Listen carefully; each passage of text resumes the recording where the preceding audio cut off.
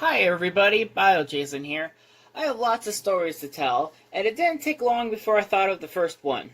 In fact, I've told this story at every job I interviewed, and every time I got that job, because all of them asked the same question.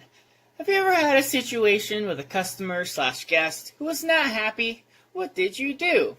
Whenever I asked this question, I couldn't help but smirk. It was like being around a campfire knowing you had the scariest story to tell. And I'd tell them this story of Debbie and the chicken tenders. Now, generally, I'm a kind, caring person. This is how I am. I've had friends even say that I practically have the patience of a saint. And to this day, I have never been tested to that more than I did with Debbie. So I was working at Vaughn's. It was about 2012 or 2013, and I worked my way up from courtesy clerk to day stalker and finally the deli department. By the way, the manager told me, I'm letting you in the deli, but I honestly don't think you can handle it. Well, Mike, I did an amazing job and all my coworkers thought I was an awesome worker. So ha. Anyway, working in the deli, this lady named Debbie would call, and she would ask for fresh, extra crispy chicken tenders at least once a week. We didn't really mind, it wasn't that much extra effort, it was just a nice thing to do. But one night, it was just me and my coworker Sarah, who was still kind of new. She was working the back making the food, and I was working the front slicing the meat and cheese. Debbie calls and asks for her fresh chicken tenders. Her fresh extra crispy chicken tenders. But Sarah told me we were totally out. So I told her she could either refry the chicken tenders that we made about an hour ago, or wait for her to arrive and tell her we were out.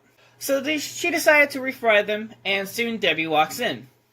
Now Debbie was in her, 60s, and Sarah gives her the bag and she walks away. The end.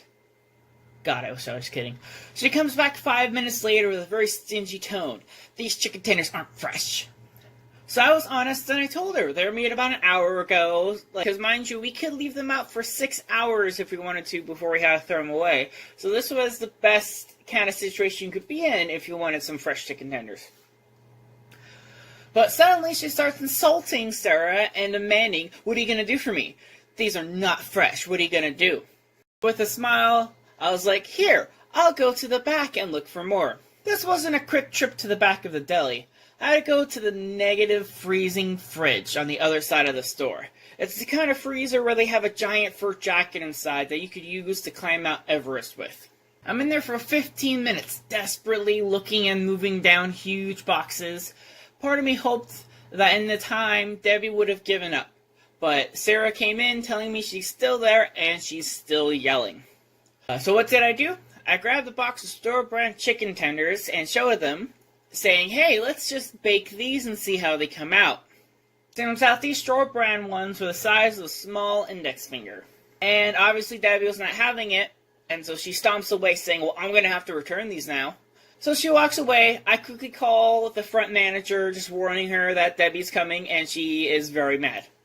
10 minutes pass. Sarah and I thought, okay, good. She left. She must have walked away after getting a refund. But no, she ends up coming back holding the bag of chicken tenders, yelling once again. So what are you going to do for me? These aren't fresh. You owe me something. Now the phone rings, and it's the front manager calling. She told me that Debbie had been to the front and returned the chicken tenders and got her money back. I looked over at Debbie, and while she's complaining to Sarah, she's stuffing her mouth with the chicken tenders, which was the reason why this all started in the first place. I was the most mad I've ever been in my life. I was fusing. I just wanted her gone, and I did not care what had to be done. Now, at this point, I'm a little bit hysterical. Still smiling, I say, how about I make you a sandwich? Whatever you want, it's yours. And I go, but what's she gonna ask for? Oh, I'll have a BLT. I thought I heard, heavenly bells ringing. I'm like, awesome, a BLT, that's so simple. Let's just get it done. But I was wrong. So very wrong. I get the bread, the lettuce, the tomato, but the bacon, that piece has too much fat on it. Now, these bacon strips are about, 1 inch in width. These were tiny little things. And so I show her another piece. No. Next piece. No.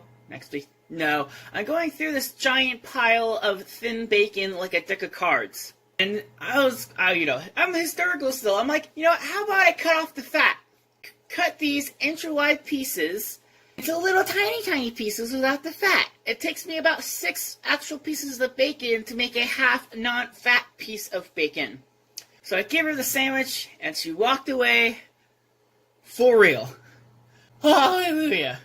I was so mad, you probably could have cooked that bacon on top of my head. So I turned around and told Sarah, I'm going to be right back. And she nods, completely understanding. So I stormed to the back and walked by another coworker, Abraham. And he and I got along really well. And he'd joke around saying, let's just have a sudden fire start and let's get the rest of the day off. So walking past him, I said, Abraham, I am ready to burn this place to the ground. Find me a match. After that, I went into that freezer. I didn't even put on the jacket. I just stood there for 10 minutes, fuming, just not even my arms crossed, just standing there, breathing heavily, just trying my best to calm down for this new sensation called anger. So after about those 10 minutes, I felt okay. I walked back out. The front manager came to me and said what I did went way above and beyond what anyone else would have done, and especially that I never snapped back. Sarah and I actually had to leave a note for the people opening the next morning explaining why nothing had been finished. Mostly because this whole entire situation with Debbie took us 50 minutes. 50 minutes of someone sitting there. These chicken dinners aren't fresh. What are you going to do for me? This is awful. You guys don't know what you're doing. And so, from then on, suddenly there's a phone call. Someone says, oh, hey, Debbie's coming for chicken tenders. I run to the back. And I'm like, no, I'm going to be washing dishes. I'm not going to come out here for the next hour. You have fun with that. A few years later, I asked the people working at the deli if they ever met Debbie, but it looks like she's been gone. I like to think she's out there somewhere, looking for the perfect chicken tender. And I hope she chokes on it! JK, not really. Bye! Wow, what an adventure. If you guys enjoyed this, if you like, please subscribe. It would really help me out. And if this really made you laugh and you're like, hey, I want to help this guy out. He's kind of in a rut and wants to do this more. You could go ahead and find my Patreon link.